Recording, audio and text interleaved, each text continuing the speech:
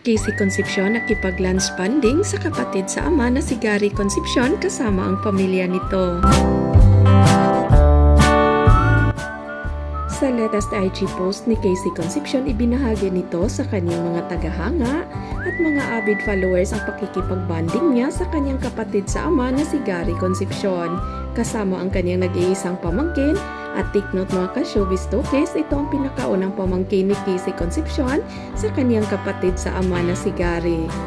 Ibinahagi rin ni Casey Concepcion sa publiko ang kanilang lunch bonding moment, pati ang kanilang pag-gym na naging bonding na rin nilang dalawa. Yes mga ka-showbiz tokes, masarap talaga ang may kasamang kapatid, lalong-lalo na at ka-close niya ito.